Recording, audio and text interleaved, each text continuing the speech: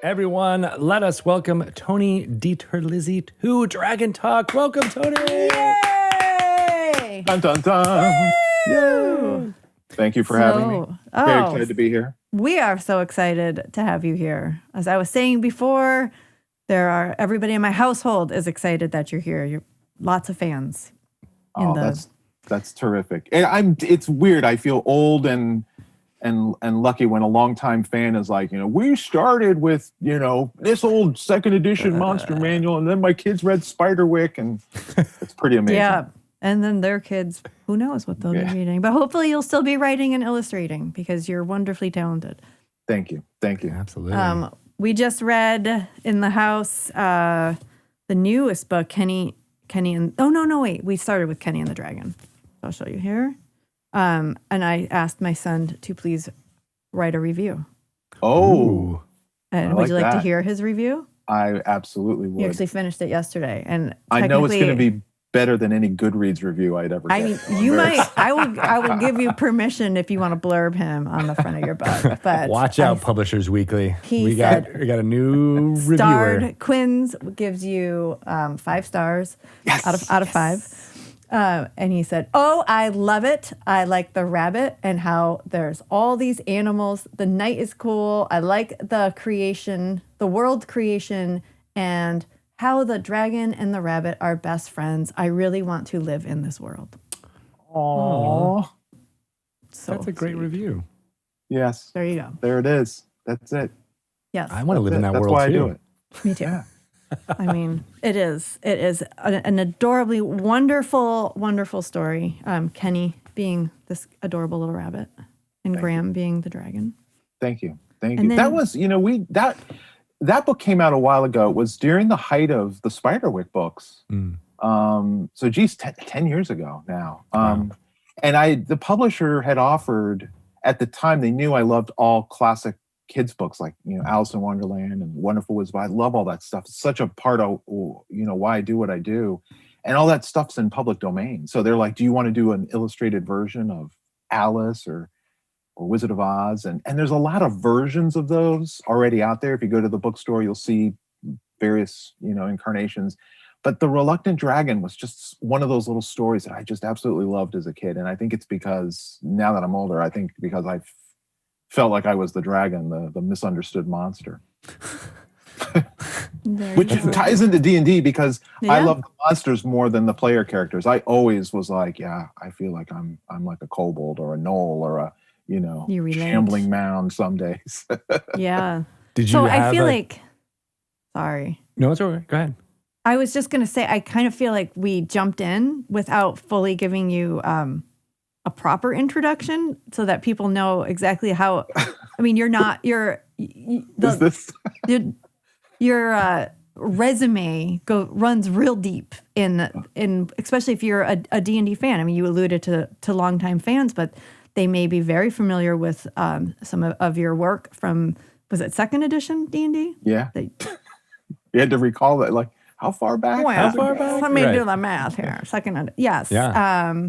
Yeah. And then, like, not just you've authored so many books, but you're also an illustrator, and you've written some wonderful geeky blog posts that people may have read and found inspiration from. But yeah, I mean, why don't you just, like, in a nutshell, more articulately than I did, just tell us a little bit about your history. Who are you? You're so many things. I want to talk about Spiderwick. I want to talk about the books. I want to talk about illustrations. Well, I'm Tony DiTerlizzi. I am a long lifetime Dungeons and Dragons player, and I was fortunate enough to contribute to the game mostly through the 90s, and probably many gamers would know me from the Planescape role-playing game, which I was the primary illustrator for almost 10 years. Wow. Which TSR had never really done, and I don't know if they've done it since. It was kind of a crazy experiment. Anyway, and then I went on to illustrate for Magic the Gathering for many years, also in the 90s and early 2000s, all while pursuing a career in children's book writing and illustration. And I've done children's books now for 20 years. Wow. And most famous, many people, as we mentioned earlier, probably know me from the Spiderwick Chronicles, which was absolutely inspired by the Monster Manual, if you couldn't figure that out. That was the jumping off point for sure. Yeah. There it is. Yeah.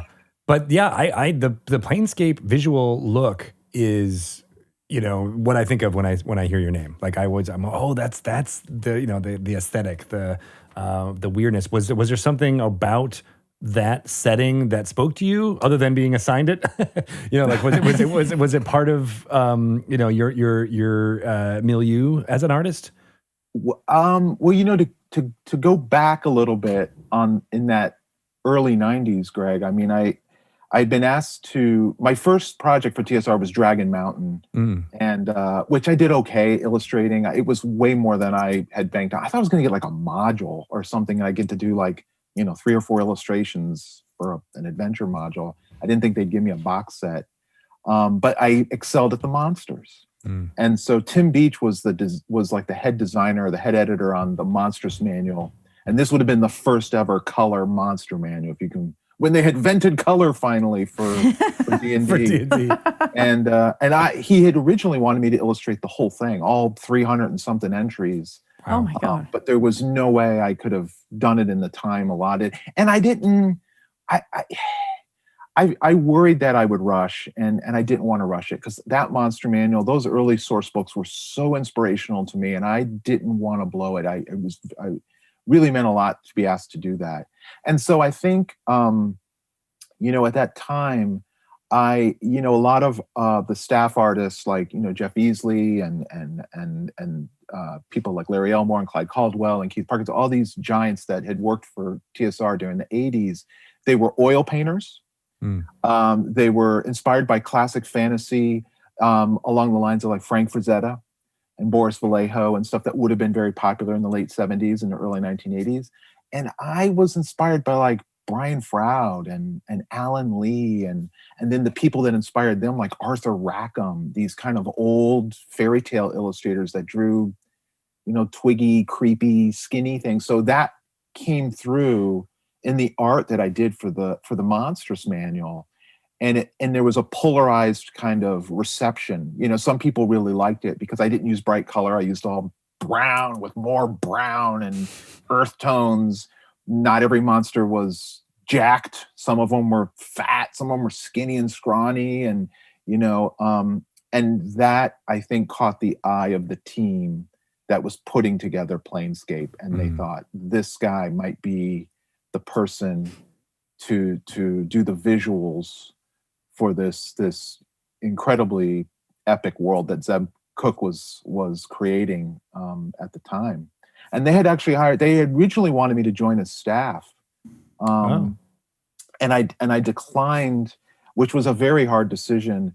But I was dating a girl who ended up becoming my wife, Angela, and it was right at that point where I'm like, I might move to Wisconsin. And it was like, I could see the look in her eyes, like, oh.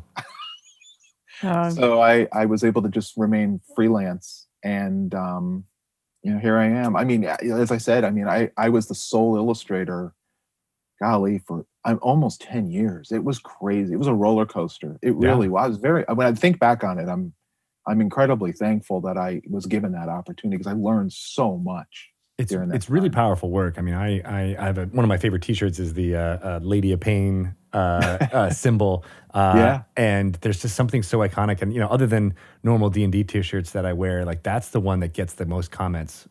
Just on the striking nature of that. That was designed by Dana Knudsen. He was the staff artist at the time, but he designed the Lady of Pain, and he was kind of like an in-house concept guy. So they had like almost like a movie. I guess they probably do it now with the newer iterations of the game and Magic. You'd have these kind of concepts of like, this is what we want it to look like.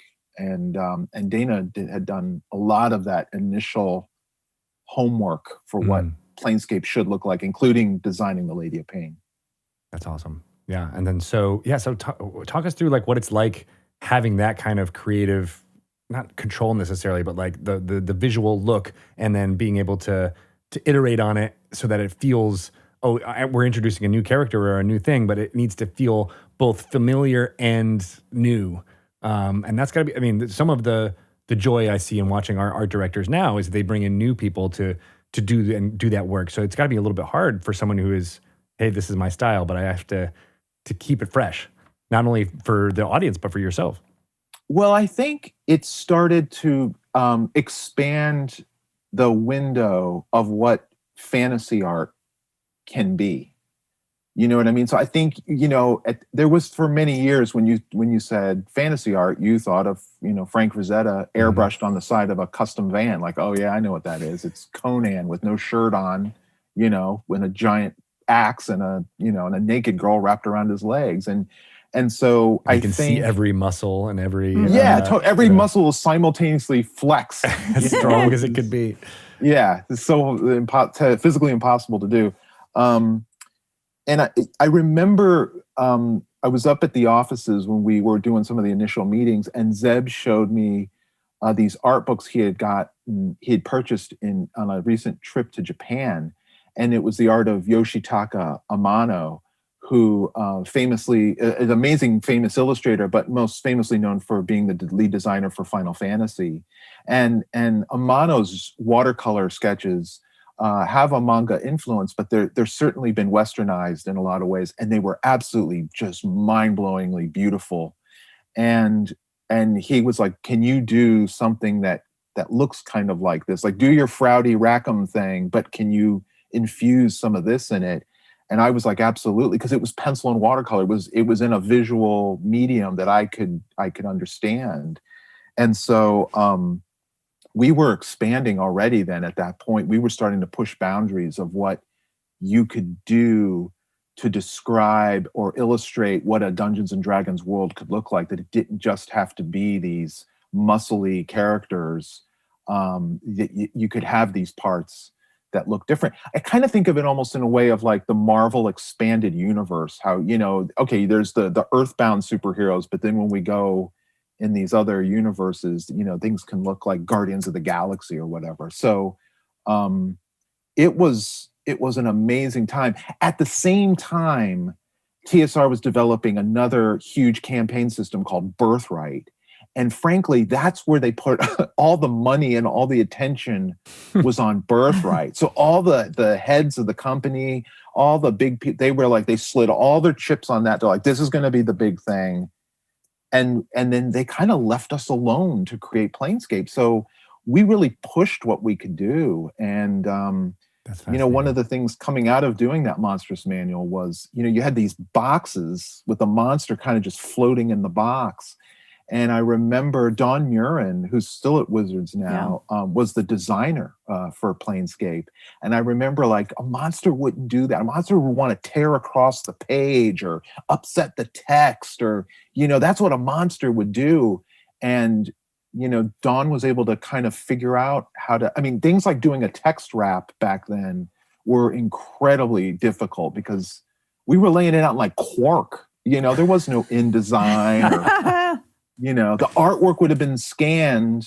Even if I did the piece 11 by 14, the scans would have already been scaled down as they're scanning it, because the computers just couldn't handle a big high-res file. So it was a really... the 90s, I didn't even think about that, but the 90s were this weird,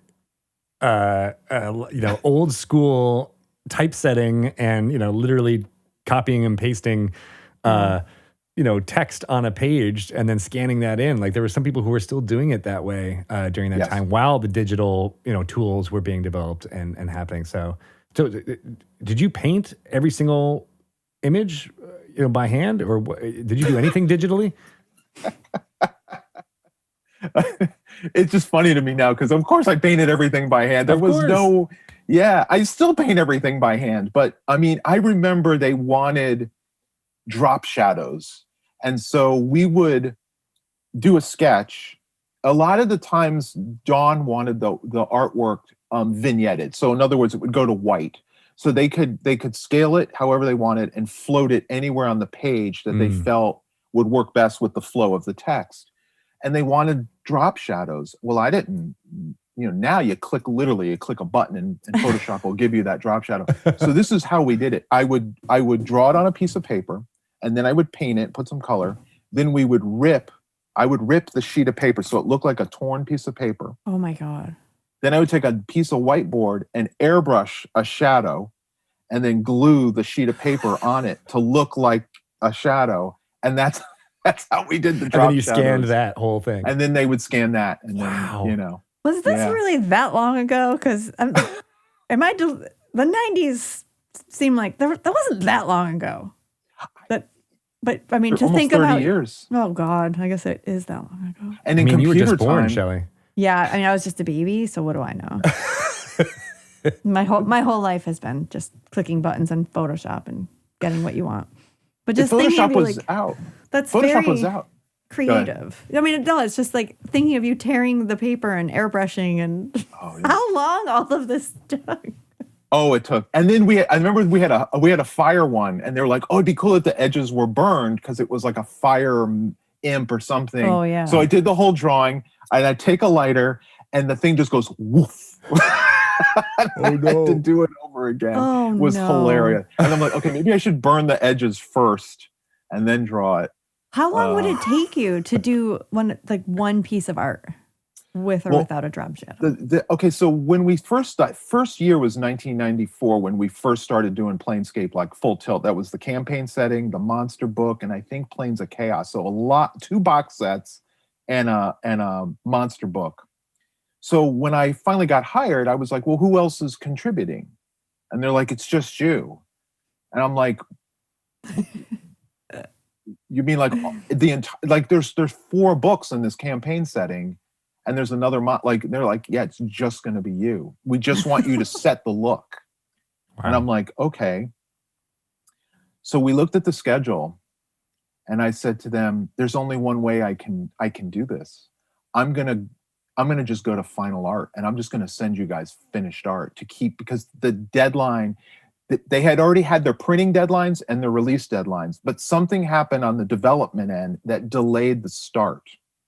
So there was a weird thing in like 93 where they didn't give me any work. And I went from like feast to famine because they were feeding me steady work. And I was out of art school. So I now had an apartment. I'm paying off student loans. I'm like, this is great. I'm a Dungeons and Dragons illustrator making a living. And then all of a sudden it just stopped. Oh. And the art director, Peggy Cooper, was like, we're holding you for a special project. And I don't know how long it's going to be, but it's going to be a little while before we give you any work. Oh my God. So because they didn't want me tied up on something else when I started. Anyway, that went on almost until the end of the year. I want to say right before right around this time of the year, I flew up to meet with them for Planescape. But these other deadlines they were unmovable, which meant we'd lost a lot of time, which would have been sketching and approval of the sketching and revising of the sketching. So I said, the only way we're going to make our deadline is if I just go to final art. And if you guys don't like the art, just send it back and I'll just redo it. And they didn't send any of it back. I just went nuts, guys. It was like the wings were grown. They opened up the cage and I just went. Well, bonkers. It sounds like that might have had to do with, the concentration on Birthright and, all the focus being on that and them just being like, all right, well, we hired the right person. Let's just trust their visual look. And that's a big leap of faith. That is a huge leap of faith, especially when I think back on it now. Because you had huge teams, so it wasn't like this was a cheap endeavor. I mean, there was a lot of key people involved on this project, and they were at the same time winding down things like Spelljammer and Dark Sun. I think those had kind of run their course at the time, so I think they were, looking to do a new campaign. And we got, everyone loved it.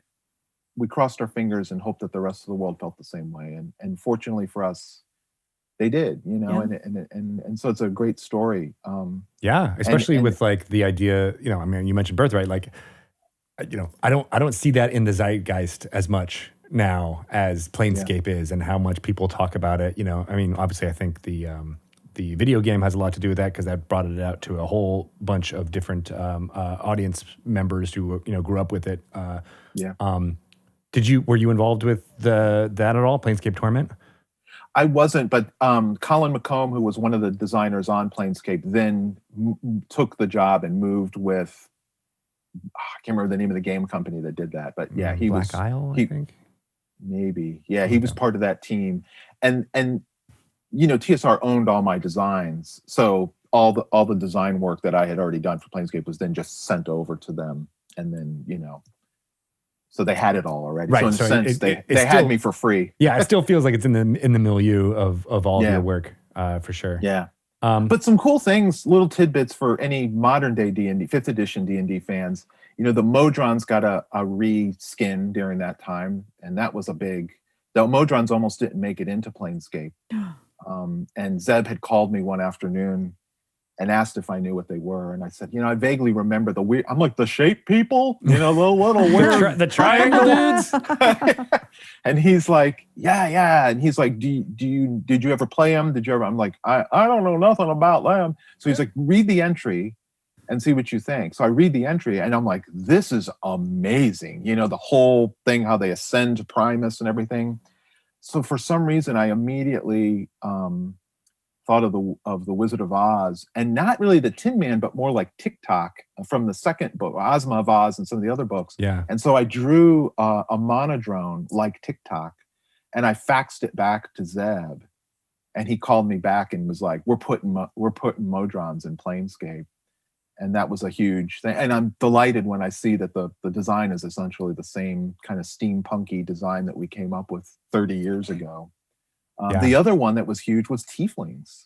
They created pretty much, as far as I can recall, I think the Tieflings were created during the Planescape era as well. Yeah.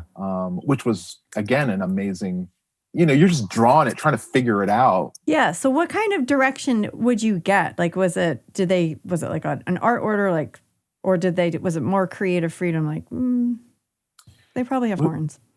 Yeah. Well, the earlier Shelley, it was definitely like, for a monster book, they were like, here's the entry, just do your thing, go nuts. And so I would always try to be loyal, because I grew up on all the original first edition and basic books. So I tried to be very reverential to those books, but try to draw it in a way that I thought modern day gamers would like it. But with regard to the Tiefling, I remember the thing that was tricky at the time for me to kind of get my head around was they're like, it was described to me, they have fiend blood in their ancestry, but they're not alu fiends. Like, it was very like, it was more watered down, I guess. And so they were like, it can manifest in a variety of forms. They could have horns, they could have cloven hooves, they could have a tail, they could have wings. They're primarily the descendants of succubi and incubi at the time. This is what I remember. Mm-hmm. So, I often drew them scantily clad. That was the only way I could think of to kind of visually interpret, I'm the granddaughter of a succubus, or the grandson of a succubus. And then I would, I randomize. Sometimes I would do them, hairless. Some designers had like, can you make it look like this? I really want, and we really tried to push that variety in the design, so that you didn't know what they were going to look like, which was a lot of fun. I mean, I loved that. I know now they're traditionally they have the horns and the red. I think a lot of times they're a little more like devil people now. Yeah. There is I think the idea of variety in there, but traditionally folks usually tend to go with colored skin and whether it's purple or blue or red, and the horns. Yeah, you're right.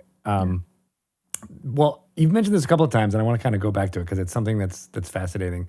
How you identify with the monsters. That you're good at drawing them, but you said it back when we started that is the identity that you identify with the most. Why is that? What was it like when you started playing Dungeons and Dragons? Was it something in that monster manual, from the 70s that spoke to you? And then is that why?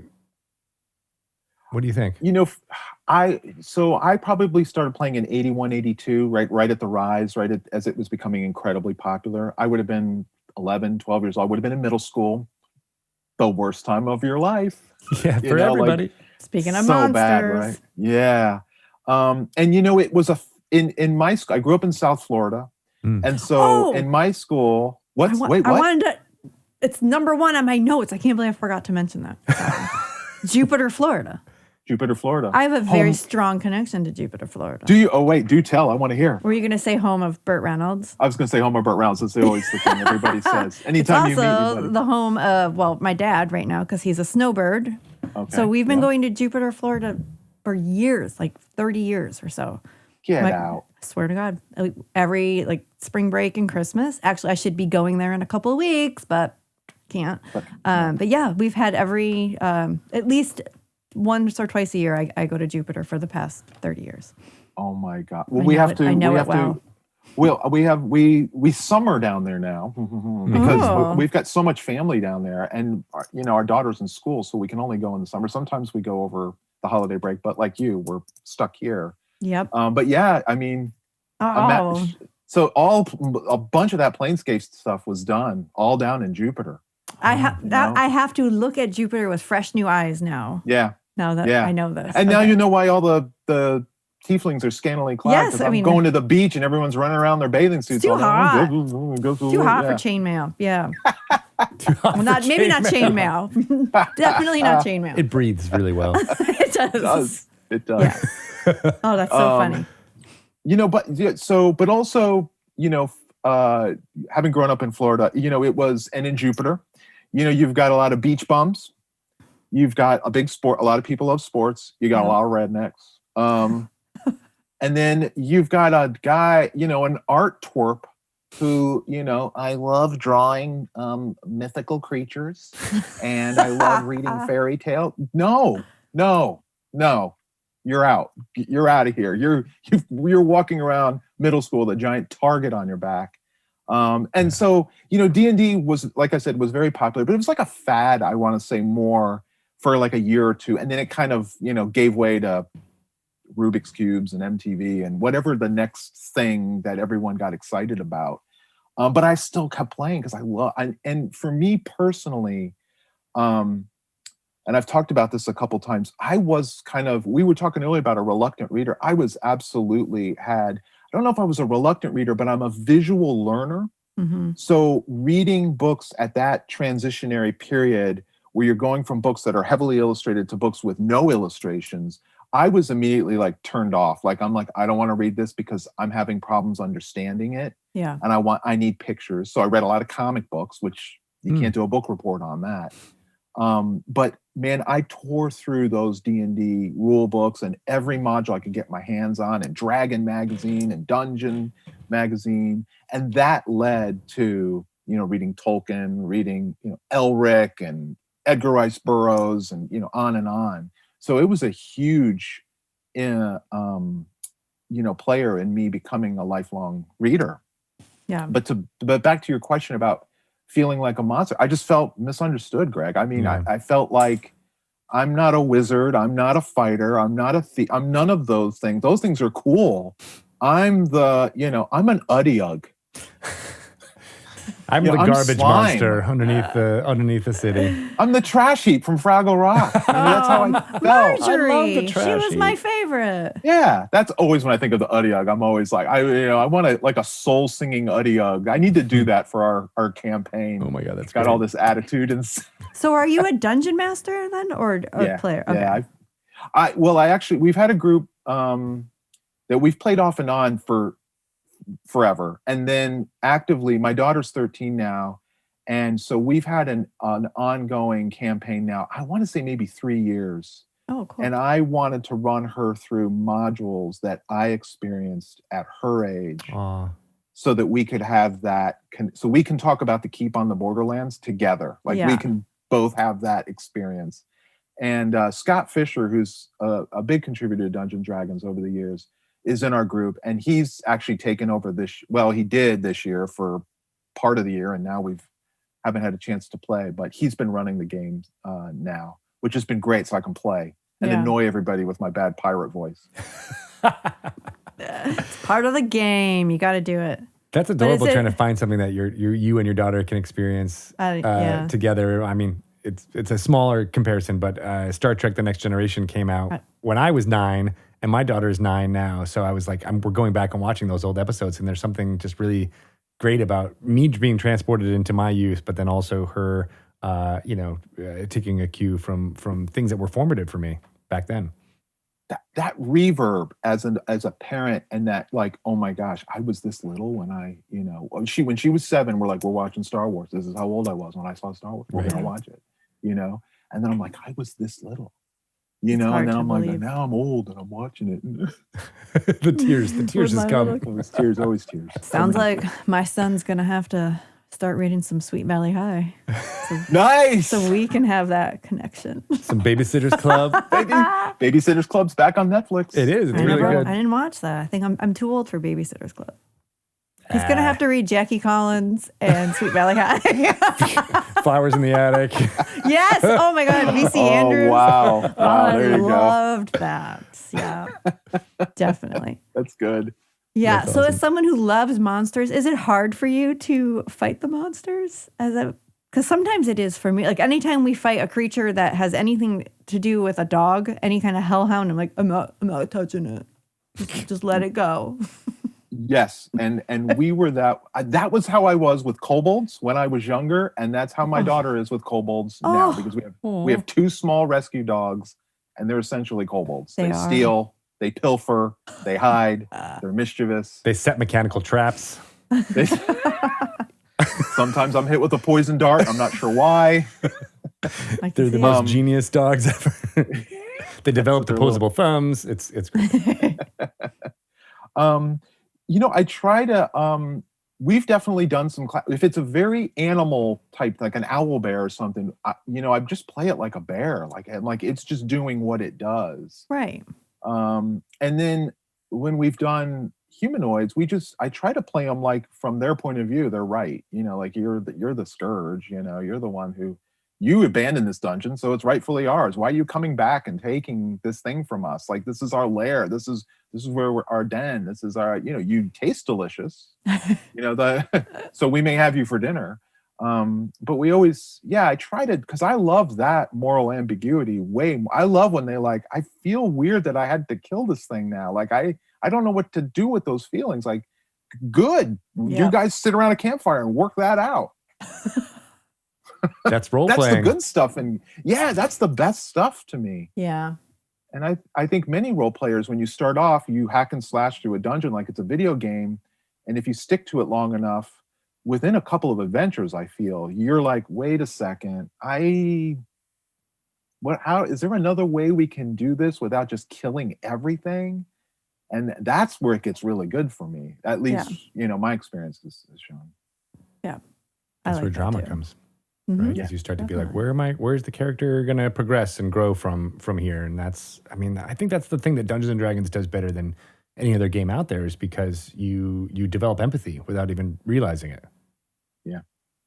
Yes, that is true. What are your particular favorite monsters, either to drop in a game as a dungeon master, or to come up against as a player, or even just to illustrate? Oh, wow. That's a great question. I love the monsters that are wholly part of the game, that are really like the Beholder, the Rust Monster, the Boule, the Albert, the stuff that only can exist in Dungeons and Dragons. I mean, I love all the stuff that's borrowed and inspired from Tolkien, obviously, but there's a lot of fantasy that has that, and it's that weird tales, space stuff, that weird, wacky stuff is the stuff that really makes it so totally unique. Even if you look at the original wood grain, like the old Dungeons and Dragons stuff, there's Tharks from John Carter of Mars. There's time travelers in it. Like, I love that they had that kind of vivid, rich imagination, just pouring it all into the same landscape, and part of this is what you could potentially encounter. That's why I loved Expedition to the Barrier Peaks when I was a kid, because I was just like, there's a spaceship in the middle of this hamlet. You know what I mean? Like, that is so cool. I love all that too. Yeah, I love all that stuff. When someone in a D&D game and described to me it looks like a bent wand, that when you hold it and you pull a lever, it shoots fireballs. And I'm like, what is this thing that you're describing? And then it just, oh, you're talking about it like a laser pistol. Like blues blow my mind. Yes. That's Still, awesome. to this day, my mind is blown. I can't even say the word blown. Of course, you're like, terrible. So I look down the barrel of it. And what happens when I squeeze it now? That was the thing with Expedition, was that you didn't know what was a laser gun. You didn't know one was like pesticide or something. And you thought, this is I've got the pumping air, like laser rifle. And it just squirted like, DDT out of the, just great. It is so good. And, it's interesting that I think back on Tomb of Horrors and that one, they had those they were very richly illustrated. And again, favorite modules, I think, because of that, where the art just had such an important role in the adventure. You could just, as a dungeon master, you could just show them the illustration. As a player, you could, look at it and study it. And I think that absolutely would have been influential on my later contributions to the game. Yeah, absolutely. The different philosophical kind of ideas that are in Planescape, I think really coalesce around the artwork of it, right? So how did you approach, illustrating things that were from the plane of dust versus the plane of, from Sigil or things like that? Like how did you think about portraying those different things in such a way so that you didn't necessarily even have to read the text? You could be like, oh, that creature is from that plane and that creature is from that plane. It wasn't always easy, and some things were easier than others. I mean, Mechanus, you kind of are, okay, it's got gears and cogs and always geometric shapes and stuff like that. When we did, I can't remember what they called Hell, but it Beator. I looked at Hieronymus Bosch. We just were like, we're going to just make it look like, weird bird people crawling on their hands and knees and, weird chimerical demon things. When we thought of like the plane of dust, I mean, honestly, I just thought of like goths, like The Cure, like let's give them just big gothy hair and washed out robes and stuff like that. Sigil for me was always Mos Eisley. Like it was always just a who's who, like random, like anything goes. You've got a Carillion space pirate and his giant talking dog, and there's a walrus-headed guy, and it's just whatever. You just kind of mix it all up. It was just a big kind of mashup. So we would try, and if I didn't know, I mean, I would call and ask questions. And as the years went on, I became so friendly with a lot of the designers, like Colin McComb and Zeb. And I'm telling you guys a story. I'm remembering this right now. One day, so I'm in Jupiter, Shelley. So I'm still in Jupiter at this point. The phone rings, and I see on the caller ID it says, TSR, but it was an extension I didn't recognize. So I pick up the phone and I go, hello, and they're like, who is this? And I said, it's Tony. Who is this? And I can't place the voice. And they're like, this is blah, blah, blah in accounting. And I go, oh, is something wrong with my billing or something? And they're like, no, we have all these long distance phone calls to this number, and I need to know who everybody's calling. What? So they were paying the bill. Oh my God. I guess apparently long phone calls to Jupiter, Florida from like 3 different people. And I was like, oh, I'm the illustrator for Planescape. We're having, we're changing the world. Oh my God. I love that they had a call. Find out. Who is this? That's why it'd be cheaper if you were on staff. Yeah. That's why TSR went under. Was all the long distance phone calls? It was me. It was you. Yeah. There it goes. Profits went down. Now we know. So were you at TSR when Wizards bought TSR? That would have been late 90s. I was phasing out. So in mid 90s, my wife and I, Angela, moved to New York City. She became a makeup artist for NBC, and I was still illustrating for TSR, though not as much. I switched gears and was illustrating for Magic more at that point, and really chasing the New York City publishing houses to try to break into children's publishing. And so a couple things kind of happened at the same time. There was like a lot of turnover near the end of the 90s in-house at TSR. So when that started to happen, the art directors that came on were more like, yeah, we're going to bring on some other people on Planescape. And that kind of suited me just fine at that point, because I'd done it for most of the decade, and I was a little burned out. The deadlines were really, really rough. They were brutal. I mean, those things, I mean, I was illustrating those things. You had asked earlier, how many would I do a day? I mean, some days I did like 3 or 4 illustrations a day. Wow. You know, I mean, I was just going and going. A couple of those things I was doing all-nighters to get those deadlines. And bear in mind, I had no scanner. I didn't even have a computer. So I would finish all the art, put it in a FedEx box, and FedEx it in batches up to Lake Geneva, and where they'd scan it and do all the production work up there. And it's the originals. Oh yeah, like that just makes me so nervous thinking about like there's no backup. Just pray that box gets there. Yeah. You did. You just were like, okay, well, here it goes, off it goes. But again, at the time, you're just like, there was no other way. What's this worth? No, whatever. Who cares? Same with magic. I mean, the same thing. You would just put I would literally put it in I would not even open the FedEx box. I would leave it flat and just tape it and just put the magic art in it and tape it shut and send it. Wow. Oh my God. I know. Now you're like, well, it doesn't even leave the studio. I think for most people, it's just, you upload it. Exactly. Right. Like, or, at least take a photo of it and send that, like, rather than, gosh, it's very strange to be in that like 90s period where all this old school publishing thing was happening, but there's so much technology on the horizon. Yeah. It's the last of the analog, really. Yeah. They're kind of making things in an analog way. Amazing. So how did you break into children's publishing in New York? Was it just persistence and good ideas? With persistent luck, really. I mean, it's the classic, formula. I did. It was the end of the, again, kind of feel like this is the theme of the chat today. It was the end of the drop off your portfolio in person, because there was no social media. There was no really website. You couldn't send them to a website. They're like, here's a portfolio of my work.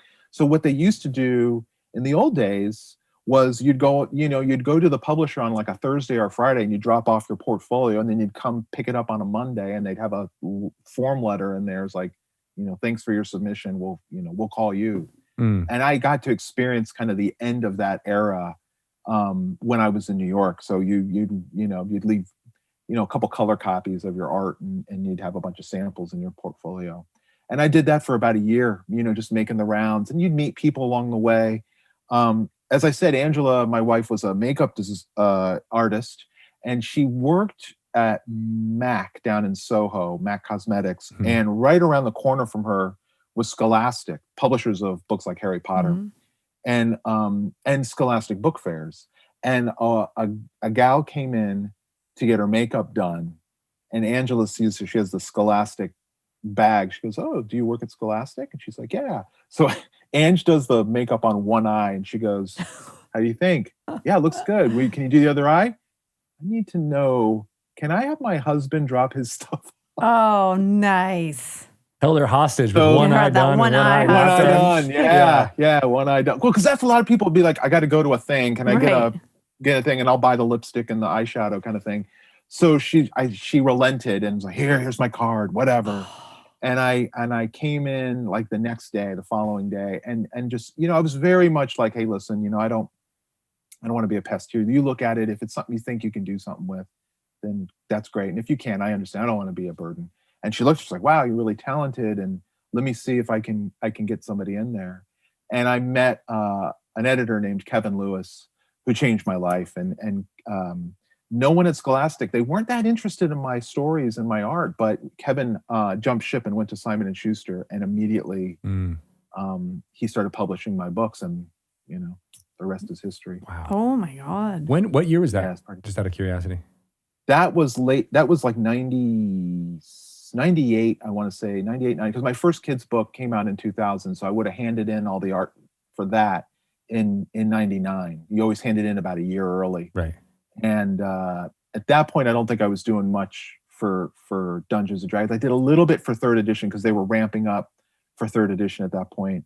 But I continued doing Magic cards right up until Spiderwick, like because the Magic stuff. I mean, it was less work for more pay. I mean, you're doing essentially one image and you're making more money than you would for Dungeons and Dragons. So I did the Magic cards right into the Spiderwick thing's kind of taken off. I don't know if I can do any more for you guys. I wish I could. And so, yeah, that was kind of that was it. Once Spiderwick took off, I was gone. Nice. Well, the reason I ask is I moved to New York in 2000. And I lived in Brooklyn. But wait, where did you live? I lived in Williamsburg before it got big.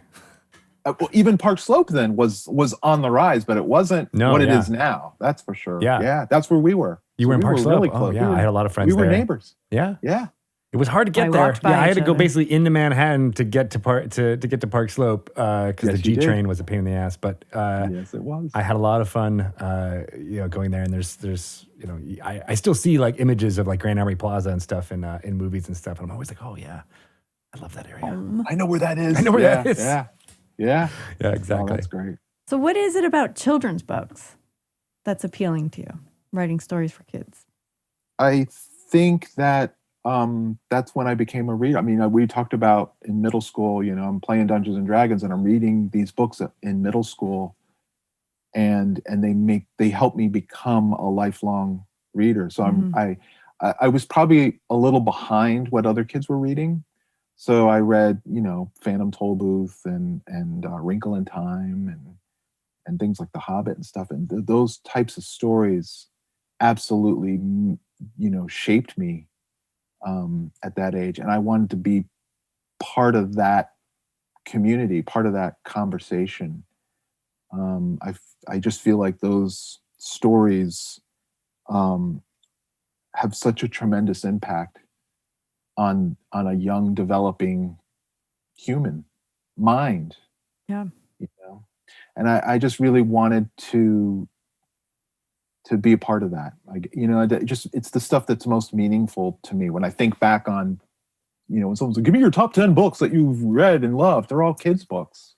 Yeah. There's adult books that I love, but that stuff that, when I read Watership Down, I was like shook. Like I was just, so, that's what I aspire towards. Yeah.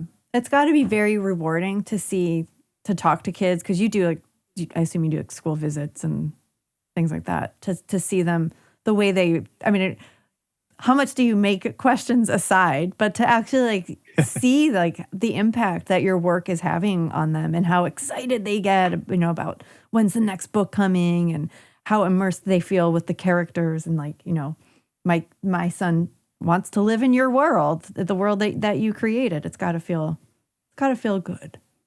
Very validating, yeah. Shelley. It really is. I mean, and I figure first of all, kids tell it like it is. They're not gonna. They're not gonna. I wouldn't have read you the review if it was a bad review. She's like, I read the review for book 1. I didn't read the review for book 2. We're starting book 2 tonight. I will let you know.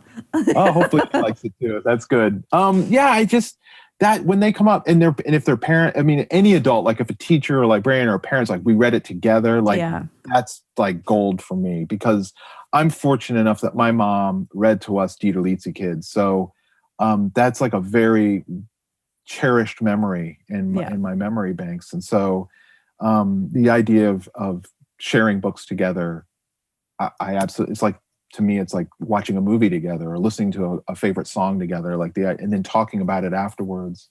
That is very meaningful to me. Yeah, it is very sweet, and it's so formative to have those worlds to go into, and have the maps and the things be a part of your life.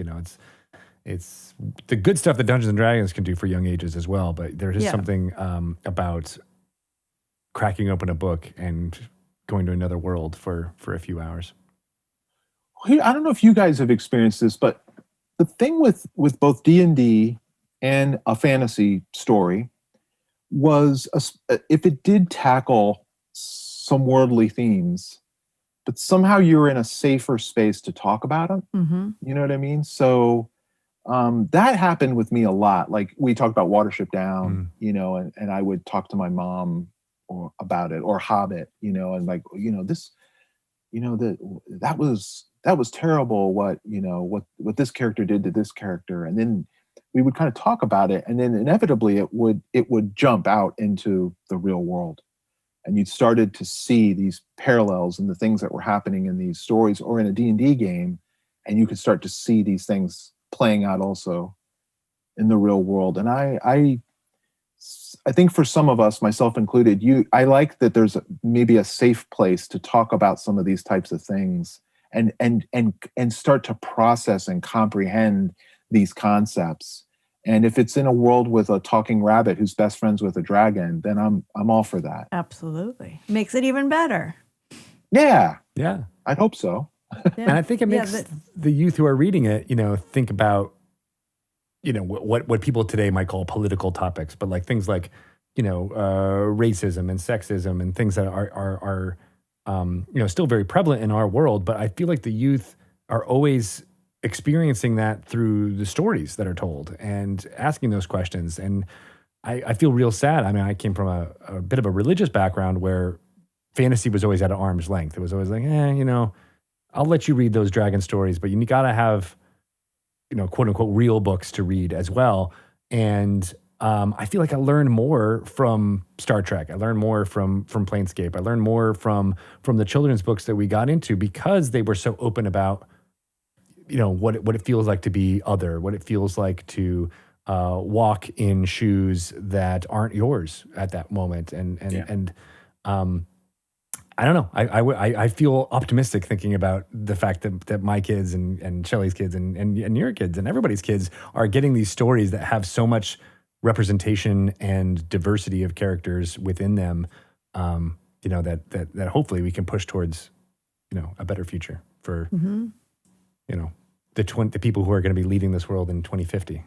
And that fantasy is not kept at arm's length anymore. Right. It's very, you know, it's been embraced by educators and by parents because we know, like you said, D&D is what got you into book. I mean, you wanted to read books with pictures or comic books, but we hear that a lot, that kids just get real immersed in these worlds and they just want more.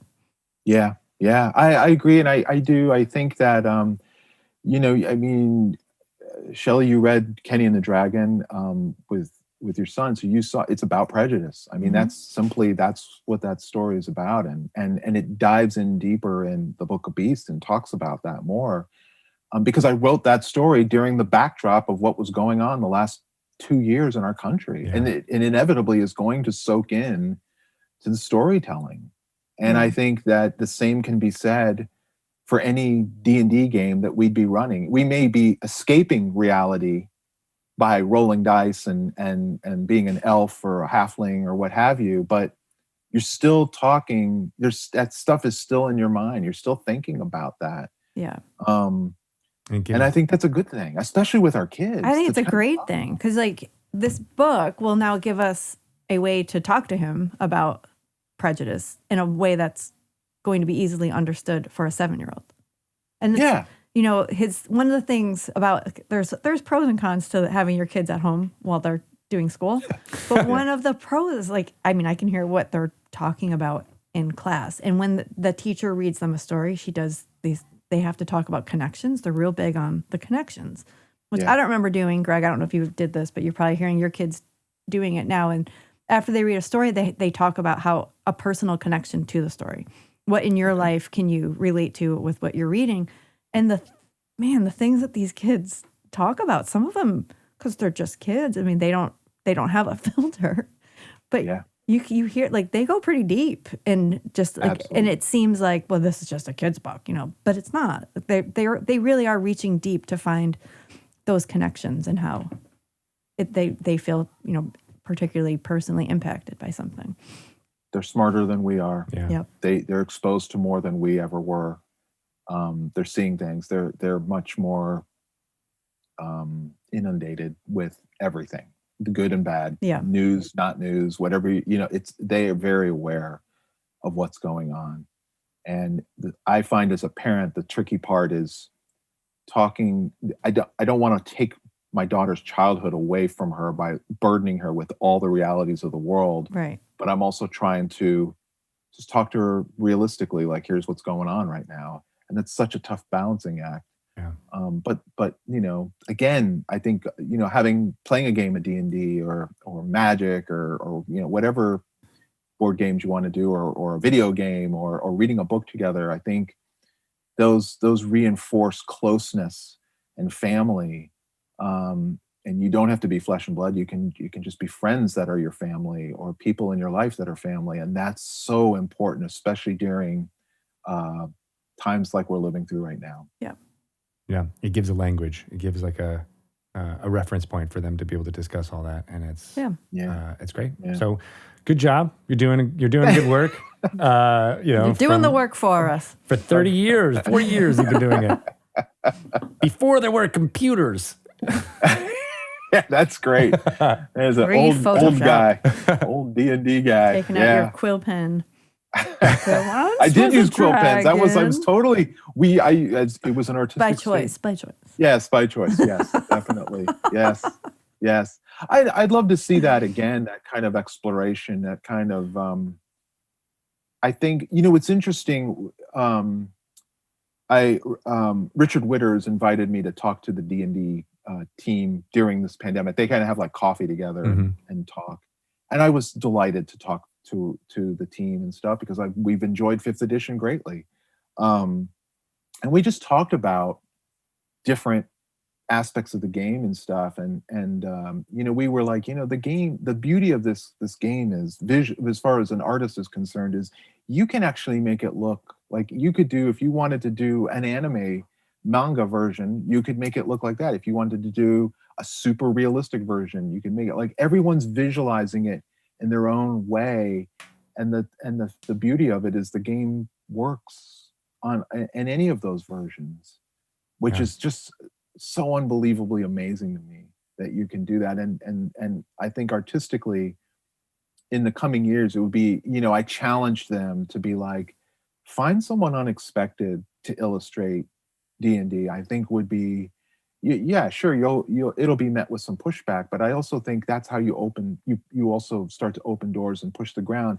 And certainly in describing what is fantasy art now, because I think that is, to me, more compelling than anything. That a game that for many years would have been viewed, the artwork and the visuals were, you know, below, you know, weren't even considered for so many years, and now has become a shaper of the genre, you know, an influencer of what we think of when we think of fantasy illustration. I think that's incredible, and I think that they can actually use that to really push the boundaries of when we think of an elf or a wizard or an owlbear or a kobold or what have you, what that looks like. And I'm really excited to see what's to come. Yeah, and I hope there's a chance or an opportunity for someone to get the opportunity that you had to work on it in a new story or a reimagining of a story that is like one artist's vision, or at least one art director's kind of vision of what it looks like. I think there's a lot of different styles and aesthetics that can be pushed. That I'm not a visual person. I wouldn't even consider myself an artist, but I love seeing that, and it transports me into another world. And I'm waiting for, as we're looking to what the future of Dungeons and Dragons is, like, it's sky's the limit, not only in our imaginations, but just like what the visualizations can do to put that seed of imagination in everybody who reads the book's mind. I think that's could be why it's tricky to adapt it into like a feature film or something. And I know there's been talk of that for years, because I think each one of us has a different visual idea of what they think the game should look like. It could be partly informed by when we came into the game. You know, so for me, D&D always has kind of a cheesy 80s veneer to it that I love, you know? But someone else who might came in when I was contributing in the 90s thinks, oh, it's all gritty and dirty and grungy, and that's the, and steampunky and all that. And there's Robert Smith hanging out in the corner. with Chewbacca. Yeah. Smoking clove cigarettes. Oh, that's totally roll a saving throw. That's awesome. My bad Robert Smith impersonation. I liked it. I thought it was good. Oh, okay. Yeah. All right. But so I mean, I'll just do it till it's annoying. But your point about the visualization, I totally agree. It's why I think the next dramatization of Dungeons and Dragons should be a combination of reality, what's happening at the table, and what each person at that table is imagining, and it will look completely different. And because I mean, the only thing that is very D&D, other than all the visual looks and stuff that we've been talking about, is the fact that there is a story that's told at the table, and then there's a story that's happening in each player's head. And I feel like to have a dramatization of Dungeons and Dragons, it needs to have both of those, or else you're just, you're retreading a Lord of the Rings or Harry Potter or Spiderwick or whatever it is, right? Like you're just showing a different IP. But for me, it's so much about that conversation between the collective imagination and the drama that can happen amongst friends at a table.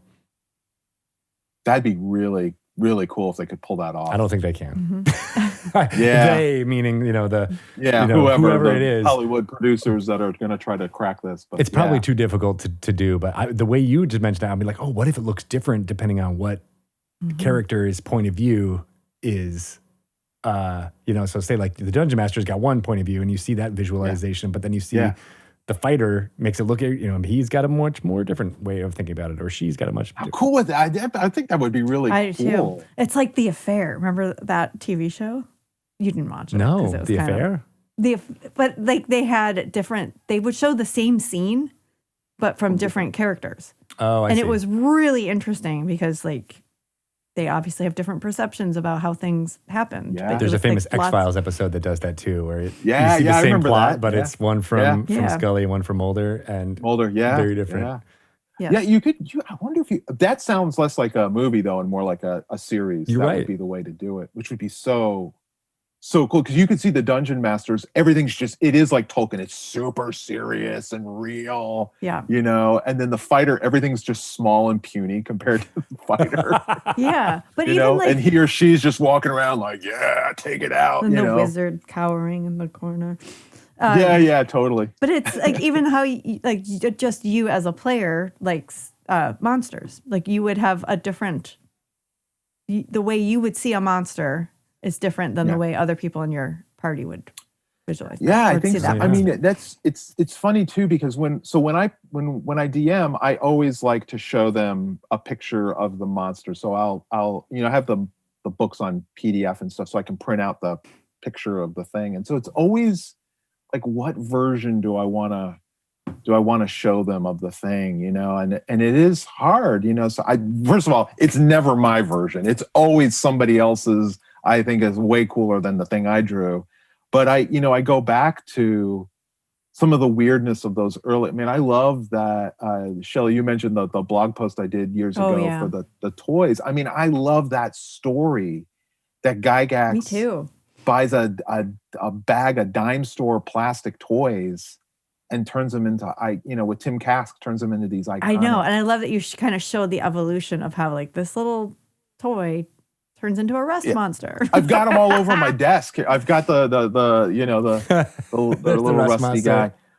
So I connected with. I'm going to totally geek out now, and there's going to be two people in your audience who'll get this. But I connected recently with Errol Otis, who was one of the early.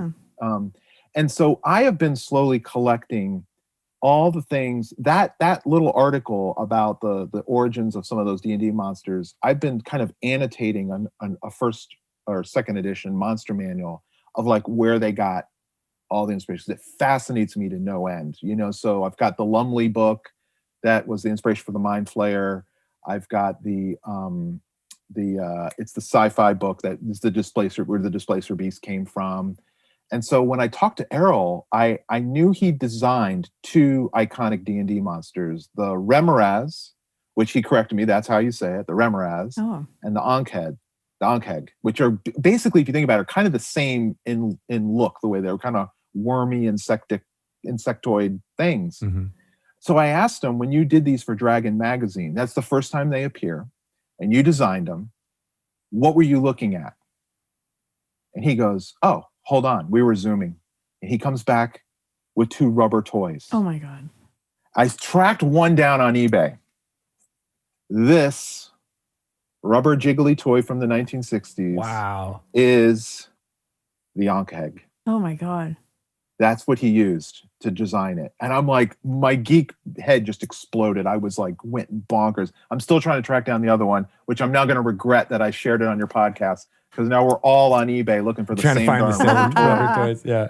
Wait, don't put rubber toys in the search bar though. Yeah, exactly. But so cool. That is cool. So cool I to love see. that it comes from something that is like also very centered around child imagination, right? Like, I mean, how many times, I mean, maybe we're of an age where we can remember this, but having like little army guys and little just plastic bits and bobs were like the only toys you had back then. Yes. And so you, in order to make them entertaining, you had to come up with stories and come up with personalities and why they were. And that was just codified by Gygax and the visualization team in those early manuals. And it's still the stuff that we do today when we bring the Ankh-Egg out or the Mind Flayer out. It's still, you know, I love that there's just iterations of little plastic toys.